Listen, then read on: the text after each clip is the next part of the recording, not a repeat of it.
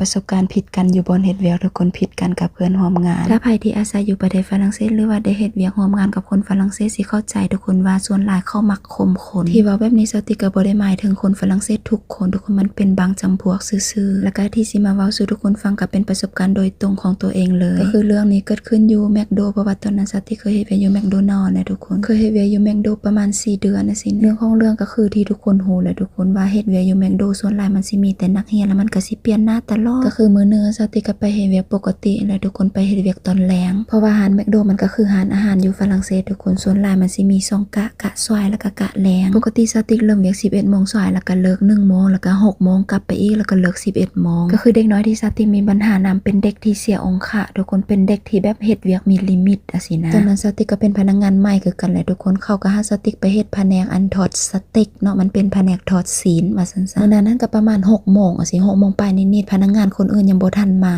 มื้อนั้นละคนที่เฮ็ดเวียกอยู่ในครัวก็มีแต่3คนมีแต่สติกกับอันคนที่เสียองค์อันกับอีกคนนึงสติก็รับผิดชอบหน้าที่ของตัวเองไปทุกคนก็คือปิ้งศีลบ่ได้สนใจหยังแล้วบัดนี้พนักงานที่สติมีปัญหานำแล้วมีหน้าที่รับผิดชอบอันทอดเฟรนช์ฟรายทุกคนมันก็หนักคือกันอันนี้แล้วบัดนี้ละหม้อเฟรนช์ฟรายมันละเสียงดังติดๆแล้วคนนั้นละบ่สนใจแล้วบัดนี้มาเจอละมาหายแล้วเป็นหยังเจ้าบ่เบิ่งเวียกเจ้าเป็นหยังเจ้าบ่รับผิดชอบหน้าที่ของเจ้าวันนี้สติละได้ยินแล้วล่มกับมาเจอไม่ค่อยคิดว่าคนเอเชียคนนั้นสิเฮ็ดเพราะว่าเรารับหน้าที่ทอดอันสเต็กทอดศีลแล้วบัดนี้สติก็เลยตอบไปมันเป็นหน้าที่ของเจ้าเป็นหยังเจ้าบ่เบิ่งหน้าที่ของข้อยก็คือทอดศีลบ่แม่นเฟรนช์ฟรายแล้วเราตอบสติกมาไม่ค่อยก็เฮ็ดแซนด์วิชช่วยคนนี้นี่แล้วบัดนี้กำลังเถียงกันแล้วก็เลยมาเจอก็เลยหยุดปัญหาด้วยกันโอเคทุกคนต้องแบบรับผิดชอบหน้าที่ของไผของมันนั่นแหละทุกคนแล้วบัดนี้ตั้งแต่มื้อนั้นมาละเด็กคนนี้แล้วก็บ่มักสติกส่วนหลายก็สิเว้าประสดประสานสติกตลอดแล้ววันนี้มื้อที่2ก็ล้มแต่เว้าอันนี้เว้ากวนเพราะเราบ่ฮู้ว่าสติกเป็นคนลาวเว้าเป็นภาษาจีนประโจประเจสติกก็บ่ได้สนใจวันนี้มื้อที่3ก็เป็นมื้อที่สติกอดบ่ได้ก็เลยต้องตอบสวนกลับไป